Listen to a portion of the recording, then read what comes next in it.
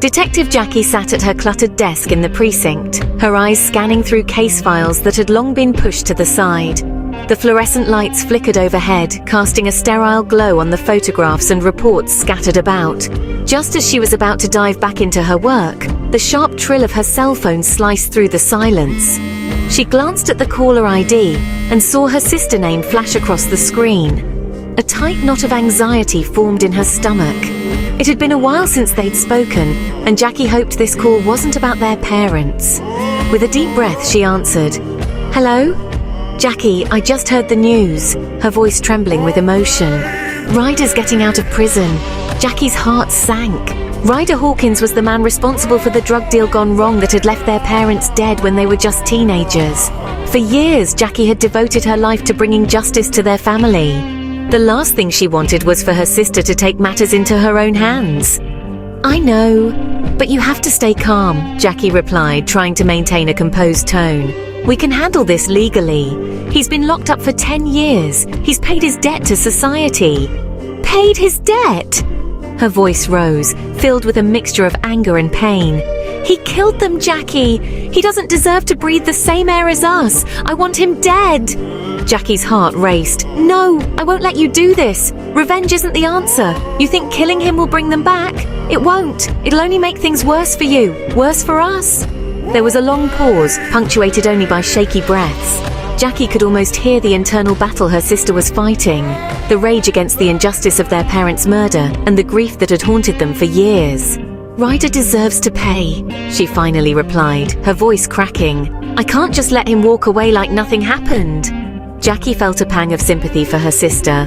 They had both suffered deeply, but violence would only lead to heartbreak, not healing. As their conversation unfolded, Jackie knew she had to reach her before her anger consumed her. "Listen to me. We can keep an eye on Ryder. I'll personally ensure he's monitored, but you need to promise me you won't take the law into your own hands." A heavy silence lingered, and Jackie could feel her sister's conflict. Finally, she heard a soft, reluctant sigh. "Fine, I promise." Lola sat at the edge of her sleek couch, eyes focused intently on the man across from her. Press, her boyfriend, exuded a potent mix of charisma and danger. As the notorious kingpin of their city, he thrived in shadows that danced just beyond the reaching light.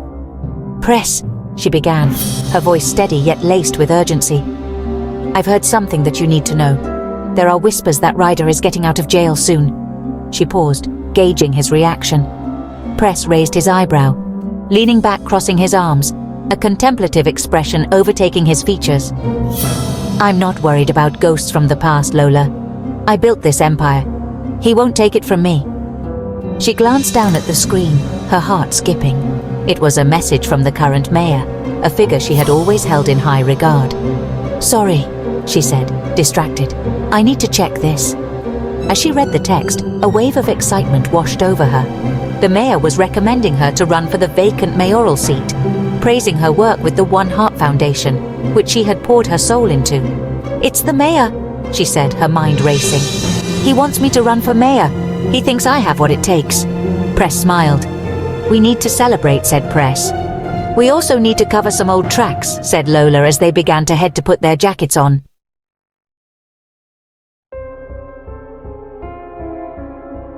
Ryder emerged from the penitentiary gates, a ghost returned to the land of the living. Gone was the swagger, the entourage, the glint of gold and diamonds. This man, weathered and hardened, was a shadow of the kingpin he once was. 10 years inside had carved lines into his face, a roadmap of battles fought and lost within the concrete jungle of prison. But his eyes, those dark pools, held a familiar fire, a smoldering ember of ambition. The streets, once his personal chessboard, were now controlled by unfamiliar players. Ryder was a relic, a ghost story whispered in back alleys, a cautionary tale of power and its fleeting nature. But Ryder wasn't finished. He was back to reclaim what was rightfully his. He was back for his reckoning. The meeting with Press was inevitable, a clash of titans, a passing of the torch, or so Ryder had assumed. They met in a secluded area, the air thick with tension. "You've done well, Press," Ryder conceded, his voice raspy from disuse but laced with an undercurrent of steel. "The city, it prospers under your rule." Press turned, a slow smile spreading across his face. It wasn't a smile of greeting, but one of victory. Ryder. The prodigal son returns. We heard rumors, whispers, but I never thought I'd see the day. I built this city, Press. These streets, they remember me. Ryder took a step closer, the air crackling with unspoken threats. I came here to offer you a partnership. Together, we could rule this city like it's never been ruled before. Give me some time to think about this, Ryder. I'ma call you in a few days, said Press. Press had made the decision to start doing business with Ryder, who was known for bringing in a significant amount of money from the streets through various drugs.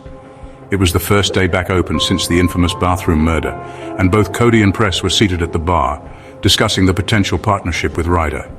As they conversed, the bartender, JJ, interjected saying, "Sorry, but I couldn't help overhearing your conversation about Ryder. I heard he's an informant." Cody and Press exchanged confused glances, unsure of what this revelation meant for their plans. They had considered Ryder a lucrative business opportunity, but the implication that he might be an informant put everything into question. The next morning, Press called Cody and Slim. "I need you to dig deeper. Find more out about Ryder." "Ryder?" Slim echoed, brow furrowing. The name carried weight. Ryder had a history that was as stained as the city's pavement. 10 years ago, he had been arrested for murder during a drug deal gone wrong, a shadow of a man whose life had spiraled into chaos. Yes, JJ mentioned something about him being an informant, but I don't trust her. Cody and Slim dove into the task with relentless determination, searching through police records, confidential informant documents, and talking to anyone who might have a lead. However, despite their efforts, they found nothing that connected Ryder to being an informant. The only information they unearthed pointed to his arrest, a dark chapter buried a decade ago. Back at their small office in a dimly lit corner of the city, both men sat slumped over their desks, frustration etched on their faces. "Why would JJ say Ryder was an informant?" Slim mused aloud, tapping a pen against his notepad. "She must have heard something." Cody pondered the possibilities. Maybe it's a power play. JJ operates in the shadows too. If she's trying to sow discord in Press's operation, she could use Ryder's name as a distraction. What if she's just misinformed? Slim suggested, flipping through notes, searching for a glimmer of clarity amid the confusion. Cody sighed, leaning back in his chair. Or what if she's trying to protect him? If Ryder was an informant, he'd have insight into our operation. It could benefit JJ to keep him close, especially if things are shifting in this city. The two detectives knew the stakes were high. If Ryder was indeed an informant, it could unravel Press's empire. Their next move was crucial. The following day, they decided to confront JJ in a place where shadows met the light, a cozy cafe where whispers drowned under the sound of steaming coffee. JJ sat at a corner table, her demeanor calm but guarded. As they approached, her eyes narrowed with suspicion. "We need to talk about Ryder," Cody began, leaning in slightly. "Why did you say he was an informant?" JJ smirked, stirring her coffee absent-mindedly. "Did you find anything?" she asked, a challenge in her tone. "Nothing solid," Slim admitted.